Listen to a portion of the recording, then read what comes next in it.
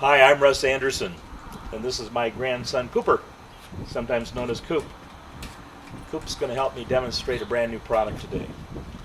And one of the reasons, when you look at me, all this gray hair, where I got it is being in the RV business for about 40 years. And we finally come after 40 years with a product that we think cannot be beat, and it was so darn good that we patented it. And it's a full basement, fifth wheel. Full basement means it's got a huge amount of storage below the floor, big enough for boats, big enough for kayaks. And one of the magic things about it is it takes less power to haul it down the highway. It takes about 22% less power to pull it down the highway because it's a foot lower than a standard American fifth wheel, yet it's got a full stand-up bedroom. And the bedroom, the bathroom, the kitchen, and the living room are on the same level, flat floor. So we got a lot of design magic in this unit. The Coopy is especially going to help us show the space in the full basement. It's designed primarily for full-timers or people that are going to be out a long time, where they take everything with them, including their Hammond organ, and we'll show you where that's going to go. The great thing about this is that it's a reverse floor plan today. You're going to see the inside where the kitchen is on the wrong side, the entry door is on the wrong side, because one of our world markets is Australia. Could be India, could be China, could be England, but in those places they drive on the wrong side of the road. So this particular model that we're building has everything reversed in terms of the livable floor plan and in terms of the entry door.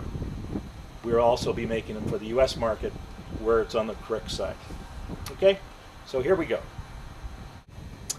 Well, the Sequoyah full basement model has a leveling system. Not only is it level front to back, as standard fifth wheels would do, but it levels left and right using our air ride suspension. The airbags pump up just like on a city bus or a big furniture van, except we can control the pressure on one side or the other. So if we're in a campground that's a little off, it could be 6 inches off in terms of left and right, we don't have to back up over 2x6s to level the fifth wheel, as most people would have to do. What we do is just let the air out of the high side and pump up the low side. So first of all, here's the air control, and we can either add air to one side, add it to the other, pump left, pump right. And let's just, for example, we're going to bleed air out of the high side, which in this case is the other side. Can you hear it? Just like letting air out of a tire. Okay? And now the other side of the coach, which is the high side, is now starting to lean that way as it levels, because this is an off-level piece of concrete we're sitting on. There you go. And once we've done the air leveling, then we can control the jacks because we have two independents. We've got a left jack and a right jack. You can hear it. That's the far side. That's this side. It's noisier. So we'll just put them both down. Here they go. And they will also help us level the coach. Very simple system. And I think Americana is the only one that offers an air leveling system. There you go. There's one of our 4 airbags on this particular system. And it's a trailing arm. Trailing arm comes from the forward to the back. And here's the big Firestone airbag right in the middle. And that's what we pump up or let the air out of to level coach side to side. And as it turns out, this is so smooth going over railroad tracks you don't even know you did it. So smooth towing also takes the towing dynamic out, where the trailer wants to usually go one direction, the tow vehicle the other, smooths it right out. And the biggest adjunct of it is it levels left and right. This is our battery compartment, inverter compartment.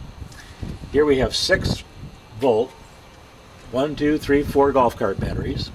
2 of them are hooked in series to give you 12 volt, 2 of them are hooked in series to give you 12 volt, and are in parallel to give you big amps, 12 volt.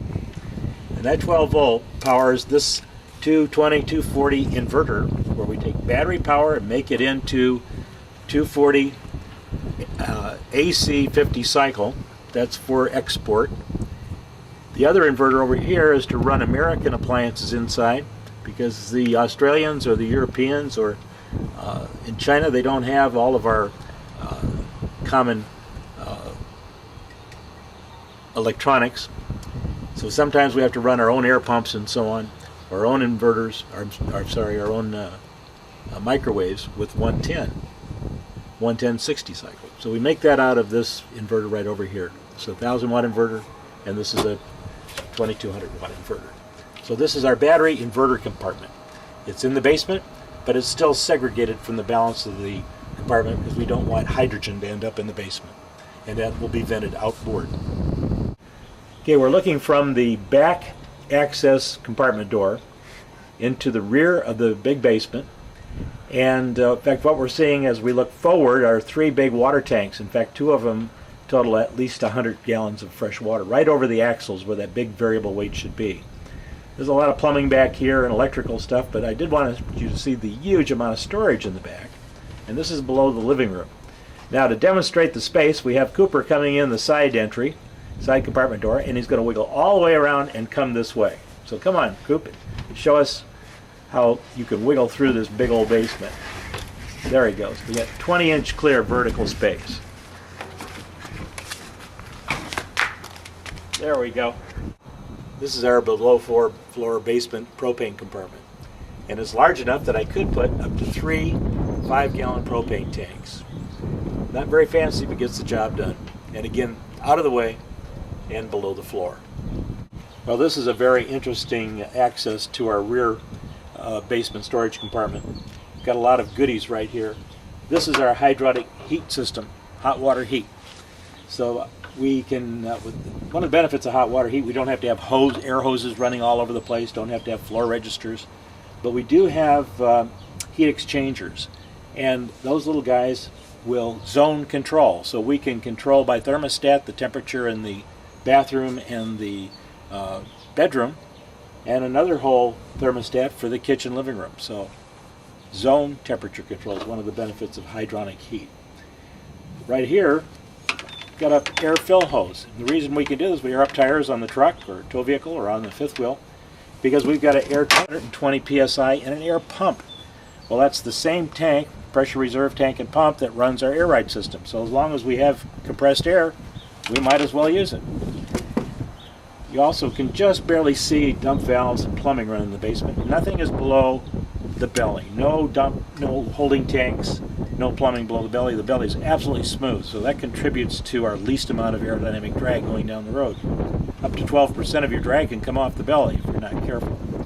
And with the plumbing inside, and it's a heated basement, doesn't freeze, and all the dump valves and control valves are inside the basement. So everything is out of the way, not dangling down, not subject to damage through rocks. And of course, where this is going to go to Australia, they have a lot of rocks and a lot of dirt on their roads, rough roads, kind of like living full-time in Mexico or Alaska in terms of road conditions. So we have to be super tough. And the only thing that we have to have dangling down a little bit is this 3-inch dump valve down below. But other than that, actually it's a dump line. The dump valve is inside the basement. Mounted in the basement below the main floor is our instant continuous supply hot water heater. When you turn your faucet on, you have hot water. Turn it off, it's off. And it really is a miser in terms of propane use compared to a standard hot water heater. Standard hot water heaters have to keep water hot all the time, so eventually they use lots of propane. But we don't have to keep it hot all the time, we only have to heat it when we're using it. So you can take long hot showers in this Sequoyah full basement model. As it turns out, it's also the boiler for our hydronic heat, so it does double duty. And it puts out 55,000 BTUs, so it does it very nicely. Okay, this is the huge basement, much bigger in the rear basement. And it is below the kitchen, and it's below the bedroom. It is big enough to haul a couple kayaks, ocean-going kayak. Also, it could haul a big bass boat, 14-foot bass boat. And we're going to have Coop kind of crawl through to show the space, and then we're not going to say very much. We're just going to walk around it. It has access from all 3 sides. So here comes Coop. He's going to crawl in again. He's got 20-inch head clearance in there. An adult can go in there very nicely, and he's going to come crawling on out. Oh, I guess he didn't crawl out. He's just making a funny face. Well, one of the things about having such a huge basement in your fifth wheel is you might lose a grandkid.